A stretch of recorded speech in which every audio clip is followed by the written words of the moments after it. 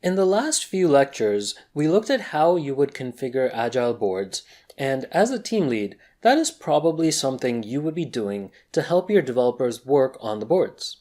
But what else would you be doing? Whether you're a project manager, product owner, or even Scrum Master, you would probably have the responsibility of grooming the backlog, setting up sprints, helping the team create the sprint backlog, starting the sprints, monitoring the progress, and then closing the sprints. And then, of course, you would also be responsible for creating the versions to track the software releases and look at reports at the end of it all. So what I'm going to do for the rest of this section is basically start from scratch. And what that entails is first creating my own project.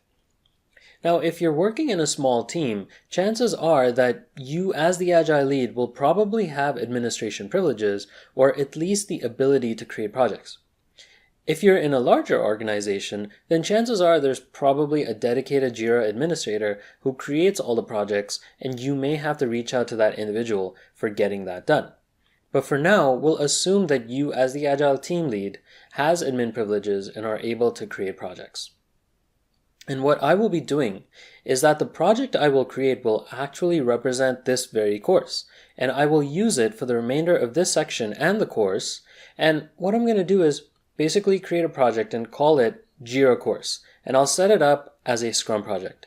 I will then create epics to represent each of the sections in the course, and then I'll put in stories within each of those epics to represent each video in the course. And as I go through each section, I'm going to start a sprint for each section and then close the sprint when I'm done with that section.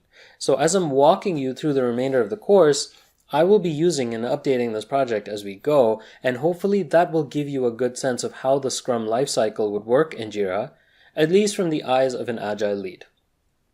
So let's get started. I'm going to now create a project.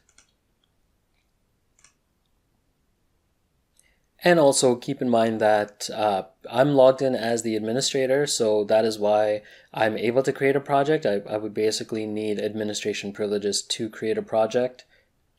And you can see that JIRA just asks me to put in a name for the project, and below, right now, it's saying that the template that I have selected is Scrum. So let's take a moment and actually look at all the templates that JIRA offers you. So obviously we've looked at Scrum and Kanban, and what you can do is you can actually do a little bit of a preview of what that project involves, especially if you're new to JIRA or new to Agile. You can kind of go through each of these templates and preview them in terms of what you can actually do. So for example, they've got a bug tracking template, and if we just go in and preview that, basically it just says focus on your priorities. And I believe it's a fairly simple template because before they used to call it basic software development. Now, before in the previous JIRA user interface, they used to actually kind of preview the workflow that's also involved. But here, I guess they aren't really showing you the workflow. So in order for you to see what workflow is by default set up for this bug tracking template, you would need to create that project and then you can view the workflow from there. Now, agility is a new project type that we talked about, which is basically for teams that are brand new to Agile. Then you've got basic project management, task tracking, things like that. So let's just take a quick look. You can see that project management also has a board. And you can view issues within the board. You can delegate tasks. You have reports available for this template as well. What about task tracking?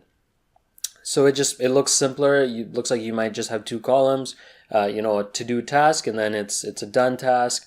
Again, you can view issues on the task. You can look at reports. It's very similar. You will start to notice a lot of similarities when it comes to these different project types.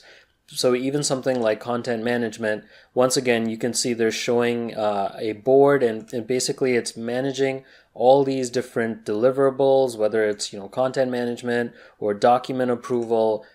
It's all kind of using that basis of JIRA, which is boards and looking at issues, creating issues, tracking the flow of work through columns on the board, things like that. So I definitely recommend you trying out some of these different templates that JIRA offers you. Something down here, create with shared configuration. This is something that we'll look at in the administration section of the course. It's something very useful, and we'll definitely revisit that. But I'm just going to come back here and I'm going to stick to Scrum, and I'll just hit select, and let's put in the name of the course, or sorry, the name of the project would be JIRA course, and hit create.